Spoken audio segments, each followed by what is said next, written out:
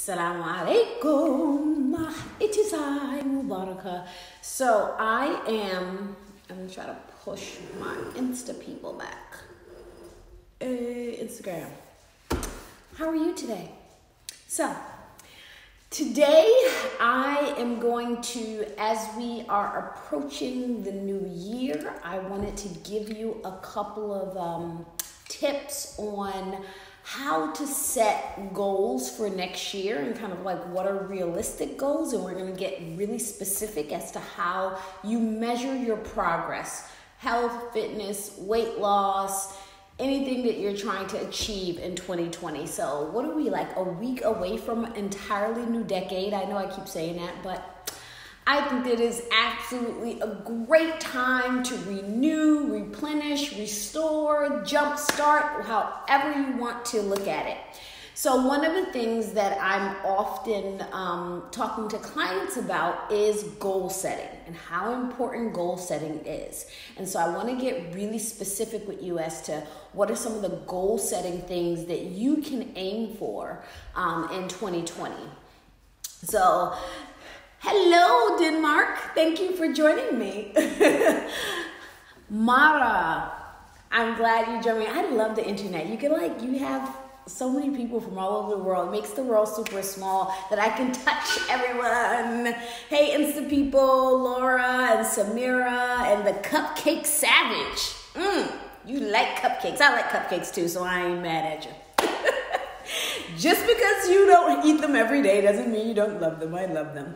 So there's a couple of things that we're going to do. We are going to be very specific about things that you need to do and you need to achieve. So if you have access to a pen, a piece of paper, go and grab it, because we are going to get down to what exactly you need to do, not to compare, to keep up with what the standards of health are, so that you can be healthier, so that you can be more fit. There are standards for that, right? So they've done the research.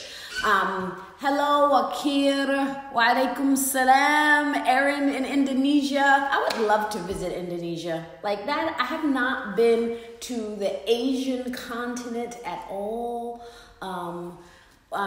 Indonesia or Malaysia. I would love to visit one of those places. Bali. Anybody there want to invite me to come speak? I can speak. I can do some training. We can do a boot camp, a fitness class, a retreat. I'm all in. I'm ready. Let's go. Where's my invitation? Okay. So grab your pen and paper, and we're gonna get specific into exactly what we need to do to get fit. So when I meet with clients, one of the first things that I ask them is, what are your goals, right? And more often than I like to hear, I'm often told, I want to get fit. I want to be healthier. And all of that is great, but that's really not a goal. It's an idea, right? So there's a difference between having a goal. A goal has a measurable, specific thing for you to achieve. I want to be fit is not a measurable, specific thing. I want to be healthy is not a measurable, specific thing, right? So you can very easily trick yourself into thinking, oh my gosh, doing all of this exercise isn't even, I'm not even getting any results because I am not losing the amount of weight that I want to lose, which often people have a realistic idea of what that is too, and we'll talk about that. So the first thing that you need to do when you are setting your goals is you need to be very specific as to what that idea of fitness, of health, of if you want to make more money, if you want to have a successful business. All of those are great ideas, but they need to be measurable and specific. So if you say, I want to be healthy, what do you want to achieve specifically that you don't have right now? Do you want to get your cholesterol down by a certain amount of points? Do you want to have your doctor say you are no longer pre-diabetic? Would you like to be able to say, I don't take high blood pressure medicine anymore? Like, what does being healthy specifically means, right? So that's really important. You have to be really specific. If you say, hey, I want to be fit or I want to be fitter, what does that specifically mean to you? Because it can mean something different to every single person. For somebody who is a former athlete and they used to run cross-country track, being fit to them could mean, hey, I want to be able to run a 6-minute mile again. But for somebody who is a mom of 2 little kids, and at the end of the day, after taking the kids to the park, she falls asleep before they do. Fit to her may mean, hey, I just want to have more energy than my kids so that they don't wear me out, right? Both of those are absolutely great ideas of what you want, if that's what you want. And they are both definitely doable, but you have to be very specific. Why? Because you need to know that you are achieving that specific thing, right? Same thing when it comes to money. Hey, I want a successful business. What does that mean to you? Does that mean that your product will be in 10 stores? Does that mean it'll be in 20 stores? Does that mean that, Apple will come and give you a deal for buying your app? Like, what does a successful business mean to you? So the first thing when it comes to goals is you need to be very specific. But you also need to be very realistic. So what does that mean? Like, what does healthy mean? So I'm going to give you a few stats. So according to, when we talk about health, right, we are talking about what is not just the absence of disease, but the presence of vitality. So this is really important. Health is not just the absence of disease. It is the presence of vitality, right? Because somebody can be on the books quite healthy, right? They're at their proper BMI, they don't have high blood pressure, they don't have heart disease, but they're exhausted all the time. They can't bicep curl 5 pounds. They get tired if they walk 2 blocks, right?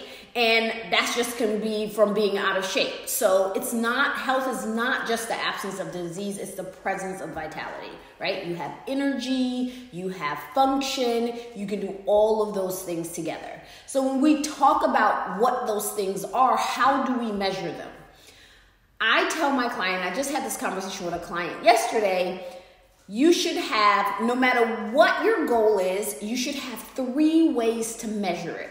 3 specific different things that are non-related to one another that's going to measure where your goals are. So when we talk about weight, for instance, right?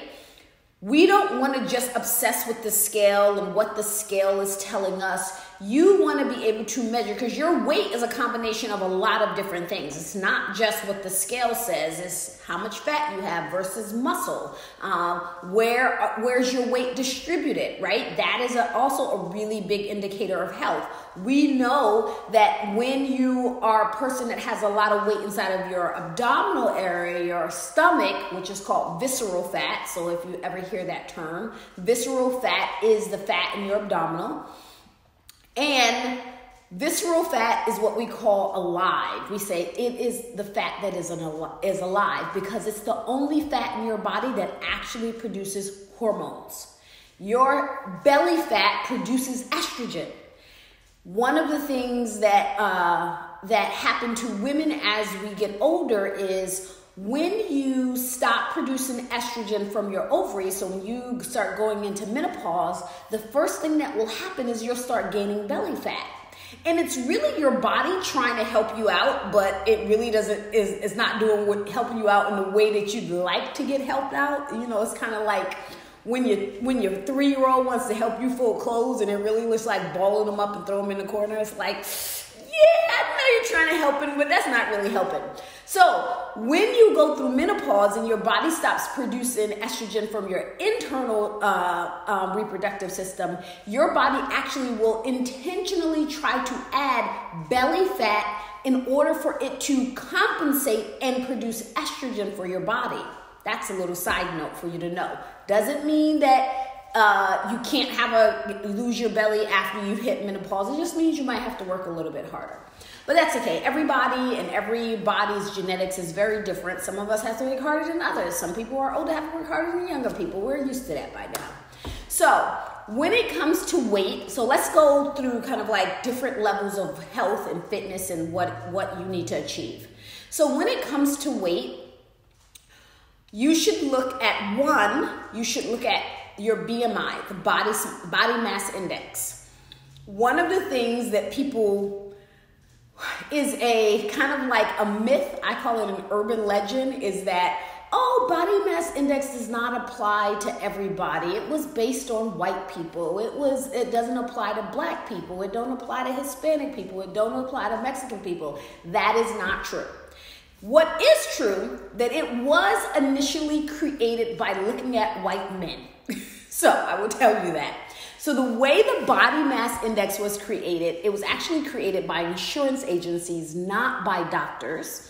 The insurance agencies wanted to know, let's see what we can look at to determine if people are going to be more likely to develop disease and if they were going to die early. Because obviously, if we insure people that are unhealthy and they're going to die, we're going to have to pay money out. So they was looking for at their bottom line pocket, but it ended up benefiting all of us in the end. And so in the 1970s, they looked at people who were insured in their weight and their height. Why was it mostly based on white men in America? Is because during the 1970s, most of the people who had life insurance were middle-aged white men. And so that was the majority of the study. But what they found was that if they had, for each height, there was kind of like a range of weight.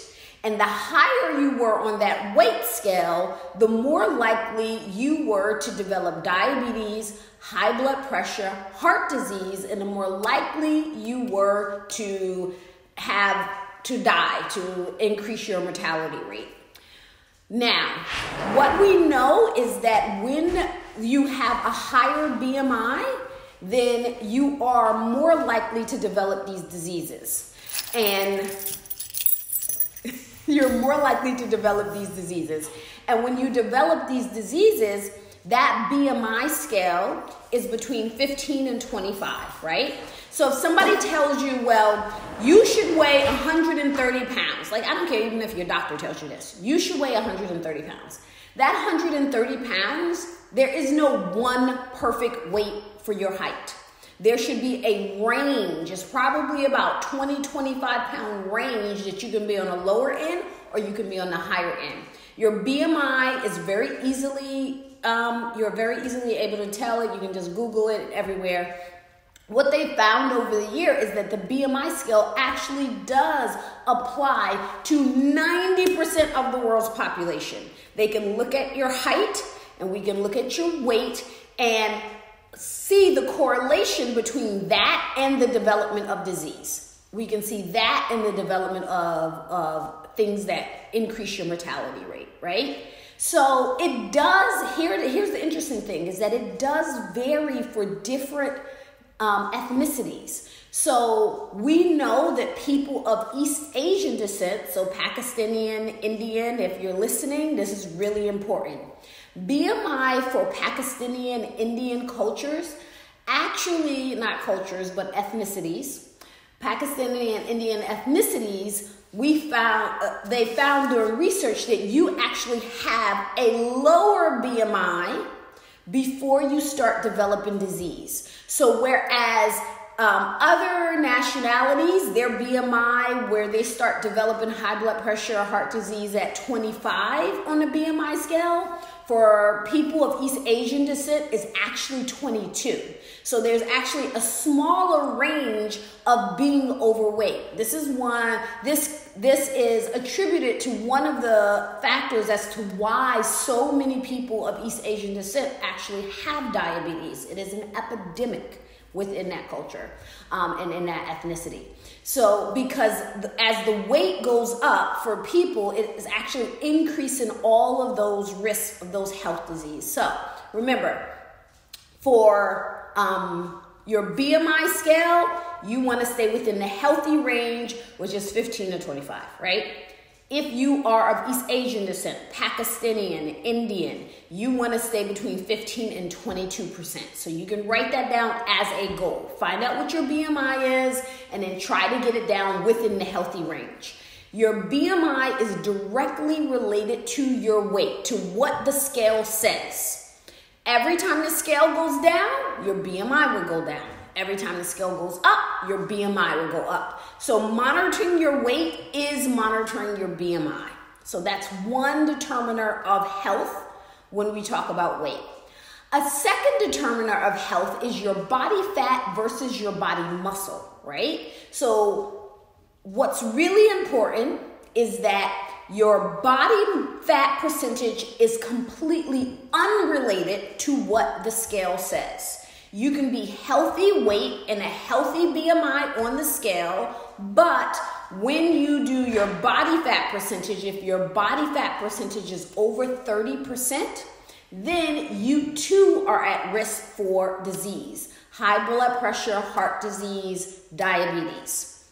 30% is where you want to stay. For informational purposes, if you really are looking like, what do I need to be considered healthy? What do I need to be considered athletic? What is like a dangerous area? So for women in particular, and this is specifically for women, anything that is under 13% body fat is considered anorexia. You do not want to go under 13%. 13%, you start losing your hair, your nails become brittle, you start losing bone density, you actually start missing your period. Less than 13%, your body does not have enough fat for your normal female functions, reproductive functions, bone mass, all of that other stuff. So never is your goal to be 10%. Men, on the other hand, can get as low as 4% before they start to experience any adverse health effects. So men have the ability to go really, really low on their body fat. Men can be as low as 4%. Women should never be under 13%. Athletic range is anything within the teens. So, for example, female Olympic athletes are often somewhere between 18 and 22% body fat. That is considered very, very athletic, right? Then 22 is considered quote unquote ideal. I don't like that idea, but ideal is 22%. And then as you get older, your body fat increases and you can range in that 20s up to you get about 30% body fat. Once you see that you've hit 30% body fat, you need to actively try to decrease your body fat because now you're starting to be at risk for diabetes, high blood pressure, heart disease. We call that the triad of diseases, right? You want to make sure that over 30% that you're really trying. Now, for a guy, if you are over about 20%, 22%, you need to actively try to reduce your body fat because now you're putting yourself at risk. There are lots of people who are healthy on the BMI scale, but they are unhealthy on the body fat scale. We call them skinny fries. Those are the people who are super thin. By society standards, they look good, but they never exercise, they eat crap, they don't move, so they're unhealthy because even though the scale says they're a healthy range, they're actually too high on body fat. So that is another way of looking at it. So Nazir says, is Lizzo fit? Ha! Fit, we talked about at the beginning. It depends on what her definition of fit is. Okay, so again, when you talk about what fit and what healthy is, I want to give you very specific things. Fit is according to your definition, just make it specific. Now we're talking about what actually takes you out of health risk. Okay, so we talked about weight, we talked about BMI, body fat. The other thing that you can go with is your waist to hip ratio. So African Americans, women want to definitely pay attention to the next couple of minutes. When we look at waist to hip ratio, that is literally taking a measuring tape. And again, you could just Google this stuff and a calculator will pull up for you online. If you measure your waist at your belly button, you measure your hips at the widest point, you divide your waist into your hip for women. If you come out with a number that's higher than 0.8, then it puts you at risk for those triad of diseases. For men, if you come out with a number that's higher than 1.0, then it puts you at risk for those triad of diseases. Meaning, for a guy, if your waist is a 40 and for guys and women, if your waist is a 40 and your hips is a 40, then that's a 1, don't gain another inch. For a woman, if your waist is a 40 and your hips is a 40, you need to reduce your belly fat. You need to reduce your waist size because now you are putting yourself at risk. And again, waist to hip ratio is not related to body fat percentage. It is not related to scale or BMI. These are 3 individual different ways of measuring your health risk by themselves, right? Is there truth to the golden ratio? The golden ratio is based on the European idea of what beauty should look like. So that is not related to health. So not really.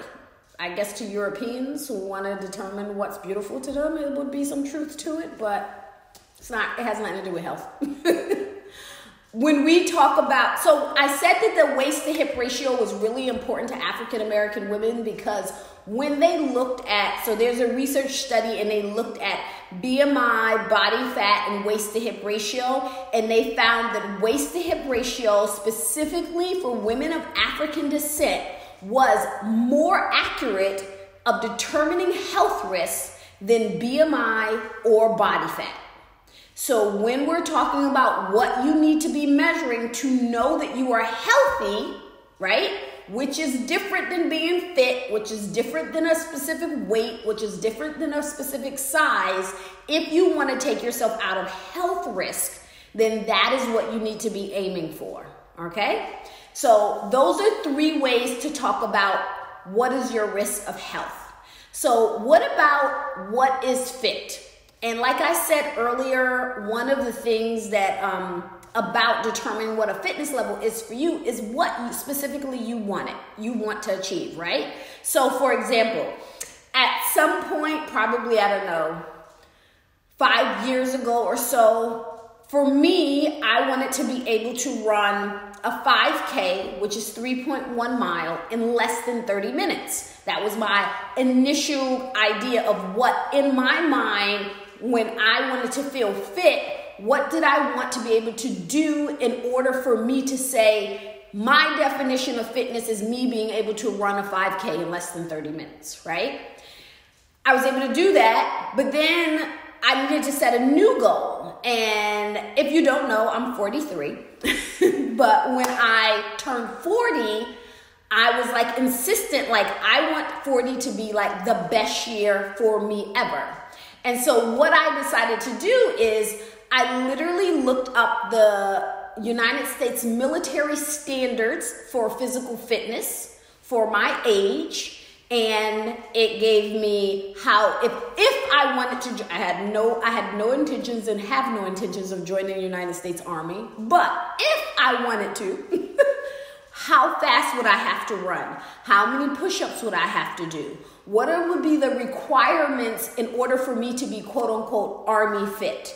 And so before my 40th birthday, that was specifically my goal. I wanted to be able to do all of those things, and that was at that time my definition of fitness. And I was able to achieve that, alhamdulillah, with a lot of hard work and practice and running and working out consistently. For my 40th birthday, I was Army fit.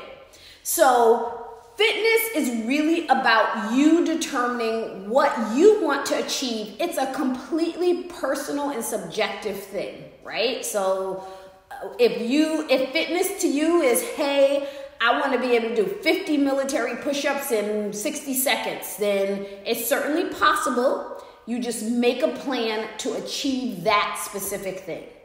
And one of the other things about that is kind of like a standard of fitness is about 3 years ago, the United States Surgeon General, yes, President Obama was president about 3 years ago. 3 years ago, the United States Surgeon General put out a guideline that a healthy adult should be able to complete 1 mile in 15 minutes. So if you're wondering, like, okay, what is going to make me heart healthy, right? Because we know that fitness has a lot of aspects. It has strength, but it also has to do with you being able to have the capacity for your heart to beat fast and strong and circulate your blood well. Well, according to United States Surgeon General, that is a 15-minute mile. It does not matter if you practice that mile walking down the street, if you practice it on a track, or if you practice it on a treadmill. It doesn't matter if you do it walking, speed walking. It doesn't matter if you do it jogging. It doesn't matter if you do it in interval training. As long as you can complete 1 mile in length, right, in distance, within 15 minutes, then that is a good level of cardiovascular fitness. So if you need to set a goal for yourself as far as you're running or you're walking, that would be a goal. When we talk about increasing our fitness level, if you've listened to me for any time, you know I absolutely love TED Talks, right? So there is a great TED Talk by a researcher, and I can't remember his name right now, but the talk is called, I believe it's called Run But Not Too Fast. And what he presented in his TED Talk, which was very, very fascinating, was, is there a such thing as too much exercise, right? And they actually looked at runners. And what they found was that after a certain speed and a certain distance, you actually start to reverse the health benefits of exercise. So instead of you decreasing inflammation, you actually start to increase inflammation. It was a full bell curve, right? So what did they determine was kind of like the ideal amount of speed and time. So what they found was, if you can run a 10-minute mile, that is ideal. Running faster than 10 minutes, again, fitness is about your own personal desires or how you want it to do, but running faster than a 10-minute mile did not increase health benefits. Now, if you want to think about like distance, they also found that running more than about 5 miles at a time, 5 miles consecutively, also did not increase health benefits. In fact, it began to decrease the health benefits. So they looked at people who were like ultra marathoners, people that ran 10, 15, 20 miles at a time. And they found that they actually had a lot of inflammation in their arteries, that the longer the distance, it actually increased the inflammation and it decreased the health benefits of actually exercising. So does that mean that you should never ever do a marathon? No, it doesn't mean you should never ever do a marathon. It does mean that if you're trying to do consecutive marathons for health reasons, you're not achieving what you think you are achieving, right? So if you love marathons and you do them all the time and you want to continue to do them, more power to you if you have a physical ability to do it. But when we talk about health, it is not an increase in health benefits because you can do a marathon every month versus you just going out and running 3 miles a day. So that's really important to note. So again, I believe that TED Talk is called Run But Not Too Fast. Definitely recommend that you watch it. So we talk about fitness level. We talk about different ways of measuring your weight. What else? If you got any questions, let me know. I think that those are the main things. Oh, strength level. there's no research that says like being able to lift this amount of weight will make you healthier. So strength doesn't really work the same way that the test for cardiovascular fitness works. Fitness in hijab on Instagram, yes, 1 mile in 15 minutes. According to the United States Surgeon General, that is heart healthy when you can do 1 mile in 15 minutes. Nazir says, yes, my warm-up is 10 minutes, 1.2 miles. Hate running, but glad I'm getting the max benefit. Good. And I felt it. Okay, I felt it wasn't enough. Not smart in the Tough Mudder, but oh, good. Good. Alhamdulillah. Yes, look for that TED Talk. This is an excellent TED Talk. He presents all of the research on the screen, and he talks about exactly what they found in terms of how fast and how often you should run. When you, so for strength, again, there's really no kind of like, you should be this strong or be able to do this thing for strength. What I do want to say about strength is just be aware that one of the physiological differences between women and men is that men have stronger upper bodies relative to their lower bodies, and women have stronger lower bodies relative to our upper bodies. So it's very common for a woman not to have enough strength to do a military push-up unless she's actively strength training. It's funny because one of the things that we talk about a lot is like, it's leg day, never let your buddy skip leg day. That is actually a saying that came out of the bodybuilding community because men valued and liked to show off how strong their legs were because it's not their forte.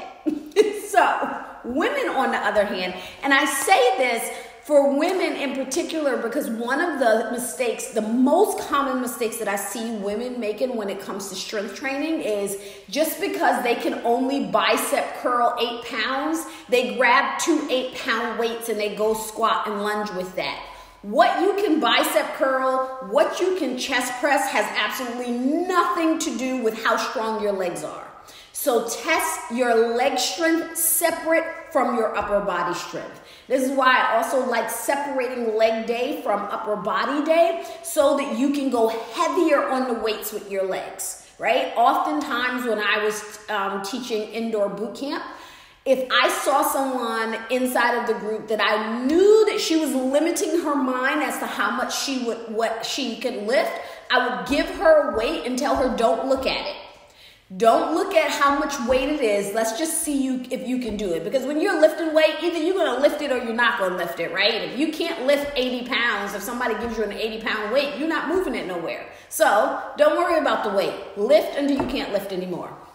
Nazir said, 10-day water fast, is it healthy or not? I'm considering it as a detox and a discipline test.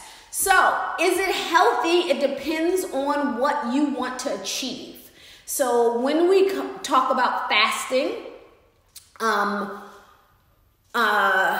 if your goal is detox, then 3 days is sufficient. So detox on a cellular level is called autophagy. Is when your cells literally turn over when they do the 3 R's. They repair, they recycle, and they reuse themselves. And autophagy peaks at 3 days. So doing it for 10 days for the purposes of detox is really not going to give you more autophagy. Obviously, you'll be in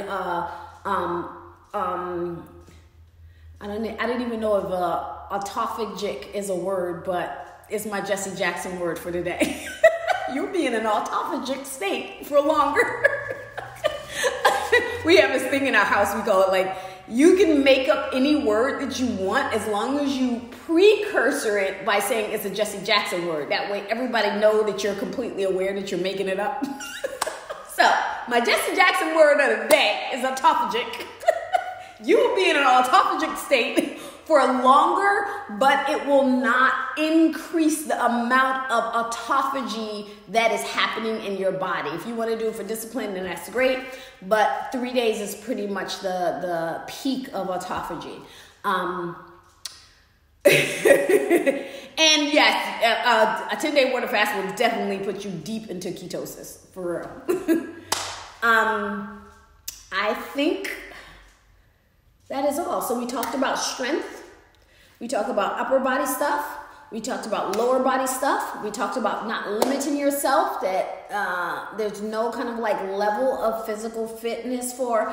And I want to say too is when we talk about just functional strength for people, what I like to remind people, particularly females, particularly women, is that you do want to lift heavier and lift stronger. So for example, a gallon of milk weighs 8 pounds, a gallon of water, milk. So if you want to maintain the physical ability to just do things like put away your groceries, put stuff on the top shelf, do stuff like that, then you should be trying to lift heavier, right? So if you're bringing in a bag of groceries weighs about 20, 25 pounds if you're filling a bag of groceries up. So make sure that when you are doing your lifting that you aren't limiting yourself, so that you can develop what would be functional strength, right? So you can do things like put your groceries away or things like that. The last thing that I wanted to share is I was listening to a podcast the other day, and I can't remember which one it was, but the gentleman made a really good point, which I think that after I achieve some of my immediate fitness goals that I have for myself, that as a maintenance, I think that it's a really good idea. He was a former competitive athlete. And now that he's no longer competing, he said that he had to give himself kind of like functional goals is what he wanted to do with his strength. And so what he decided to do is he took about, I think he said he had 15 things that he thought about that in his mind he would like to live to be 100. But not just live to be 100, but also be able to function and have vitality and health at 100. So what would be the things that he needs to do at 100 in order for him to enjoy his life? So one of the things that he mentioned is he said he enjoys swimming and he wanted to be able to continue that for the duration of the rest of his life. So in order for him to maintain the strength of doing that, he wants to be able to push himself out of a swimming pool unsupported, right? And so that is dips and push-ups. And so he practices strengthening of his shoulders and his arms so that he can always have the ability to bring himself out of the pool unassisted. Great idea. He also noted that right now he has small children who are like 4 and 6 years old, and he often gets on the floor to play with them because he recognized for children, you have to come down to their level. So when he gets older, he's going to have grandchildren, and he wants to continue to have the ability to play on the floor. So having the ability to get up and down on the floor is really important for him, something that he will, a skill that he will need in the future by the time he has grandchildren, right? So if his kids are like 4 and 6, he needs to maintain that amount of flexibility and mobility for the next 20 or 30 years. So that's something that he practices. So, and the third thing that I remember, he mentioned of several things, but the third thing, which I think was really good, is he said that he lived in New York. And he loved living in New York, and he wanted to stay there, and he lived on like the 10th floor, and there's no elevator. And he wanted to have the ability to be able to take 2 bags of groceries up 10 flights of stairs. His grocery bags weigh about 30 pounds, so he knows that he has to have enough upper body strength to really carry 30 pounds for a longer distance and upstairs. And so those are things that he practiced. So if you are not an athlete, you have no, aspirations to run a marathon or do a Spartan race or Tough Mudder or do an Ironman, that's absolutely fine. Not for everyone. Think of functional things that you need to do in order to not just live your life, but enjoy your life, right? To be independent, to also be able to maybe help others. What is the strength level and the fitness level you need for that? And you can set that as a goal as well. All right, so that is our live for today. What is fitness? If you have any questions or have any suggestions as to what you would like our lives to be for the duration of the month, which is what, like 6 days left? Oh my goodness. Go ahead and put it in the comments. Go ahead and send me a DM. I would love to talk about it and answer your questions, but it is Maghrib time here, so I'm out. All right, I'll talk to you tomorrow. Assalamu alaikum.